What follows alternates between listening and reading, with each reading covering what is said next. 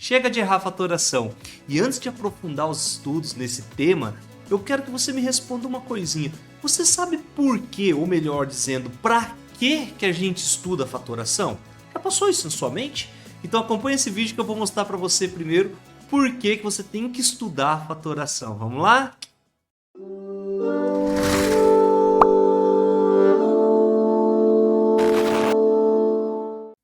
Olá! Quando a gente fala de fatoração, nós temos vários casos que a gente aplica em expressões matemáticas que nós vamos fazer algumas notações diferenciadas. Nós vamos fazer algumas transformações, continhas de mais e menos transformar-se-ão em uma multiplicação. Você é o bichão mesmo, hein, doido? Caramba, transformar-se-ão. Mas vamos para o que interessa, vai. Por que eu tenho que transformar essas continhas de mais e menos em multiplicação? Primeiro, vale frisar um lance muito importante na matemática, que quando envolve fração, nós usamos muito, que é a simplificação de frações, ou razão também, que a gente pode simplificar, que é quando a gente divide proporcionalmente o número que está em cima com o número que está embaixo, né? Divide sempre pelo mesmo valor. Lembrando que sempre que a gente simplifica, a gente torna as coisas mais simples. Não me diga! Então, por exemplo, se eu tenho uma fração aqui em análise, como por exemplo 27 dividido por 36. Então é uma fração bonita, né? Você olha para ela, mas eu poderia usar outros valores que representaria a mesma coisa, como por exemplo, se eu dividir em cima por 9 e embaixo por 9, eu poderia trocar 27 dividido por 36 ou 27/36 por simplesmente 3 quartos, que eu já tenho até o resultado em decimal, que é 0,75, enfim. Fica mais fácil para a gente, fica mais simples depois de um processo de simplificação, que a gente usa muito isso em vários assuntos, né, em vários contextos da matemática. Inclusive tem gente que usa até o termo assim, corta e corta, né? Às vezes acontece de termos frações como, por exemplo, 7 sobre 14. Aí o que a pessoa faz? Corta aqui e vai dar 1 sobre 2, né, que vai dar meio, que é outra fração simplificada.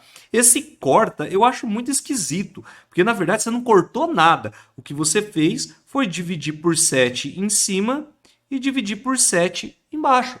Tá? Você dividiu proporcionalmente esses dois valores.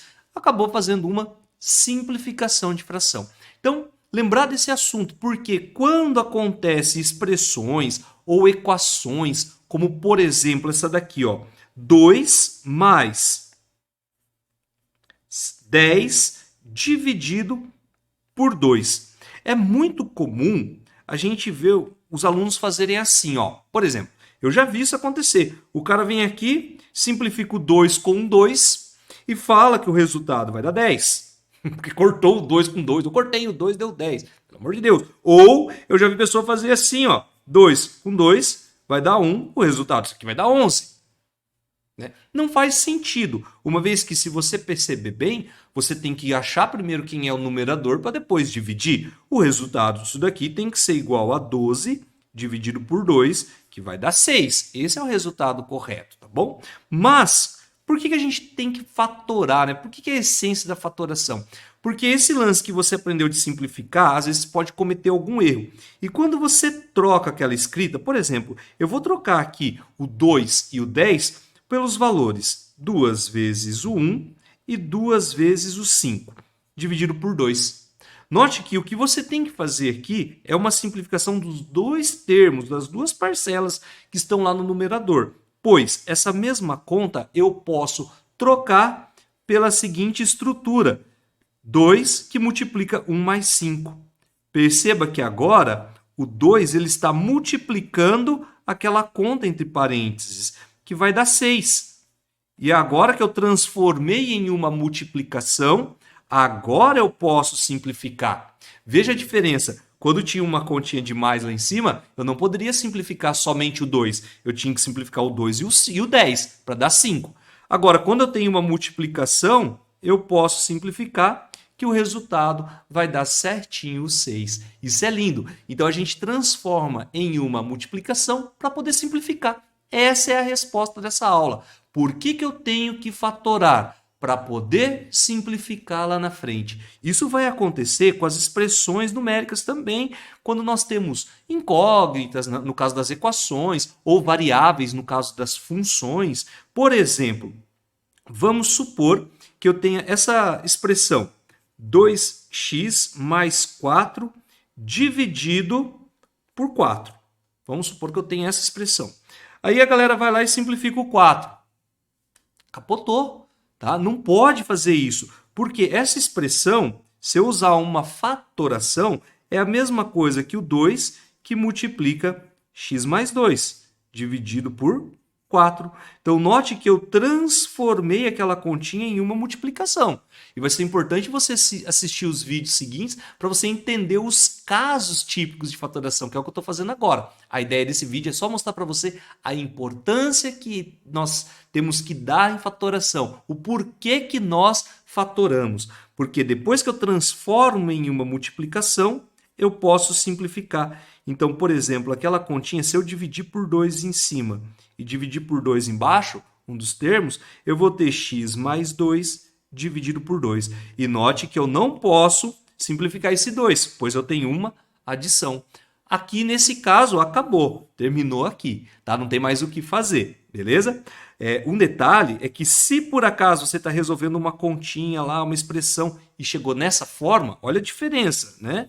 De uma para outra. Aqui, nesse caso, você pode simplificar que vai dar x, pois eu tenho uma multiplicação. E aqui não, porque é uma adição. Então, fica ligado nesse detalhe. Vou pegar mais um exemplo aqui para fixar bem a importância, né, de saber os casos de fatoração. Vamos supor que você tenha um valor x, né? Eu vou colocar até aqui como um exemplo para nós. Observação, vai. Observação. Vamos supor que o x vale 543. E você tem que resolver a seguinte expressão: x ao quadrado menos 9 dividido por x mais 3. Então, você já pensou substituir o x por 543? Você vai fazer 543 vezes 543, sei lá quanto que vai dar, vai tirar 9. Aí você tem que dividir por 543 mais 3. Cara, isso vai dar trabalho, hein? Vai dar trabalho. Não é impossível, mas vai dar um trabalho. Agora, olha quando a gente sabe os critérios de fatoração, as regrinhas ou os casos. Olha como fica lindo isso. Eu posso trocar isso daqui por x mais 3 vezes x menos 3. É um dos casos típicos de fatoração que você vai aprender nos vídeos seguintes, hein? Não perca, assistam todos eles. E aqui embaixo eu vou dividir por x mais 3. Veja que ao colocar entre parênteses eu transformei em um número aquele valor. Eu só não sei o resultado porque eu não sei quem é o x, né? Senão eu teria que somar com 3 ali, ou subtrair. Como eu não sei o valor de x, transformou num número. E eu tenho aqui dois números que estão multiplicando, um número vezes o outro. E eu tenho o mesmo número aqui embaixo que está dividindo. E eu transformei numa multiplicação para poder simplificar esse cara. Ó.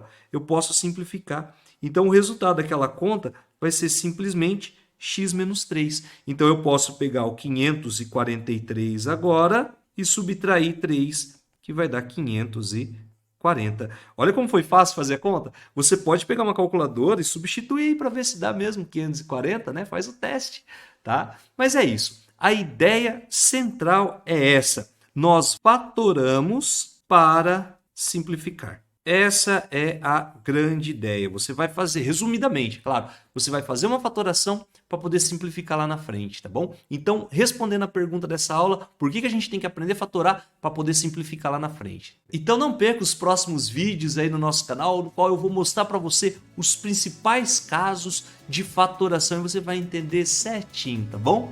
E não perca tempo, já vai lá, curte o nosso vídeo, compartilhe com seus amigos que estão estudando aí para o vestibular, para o Enem, tá bom? E se inscreva aí no nosso canal, beleza? Bons estudos e até mais!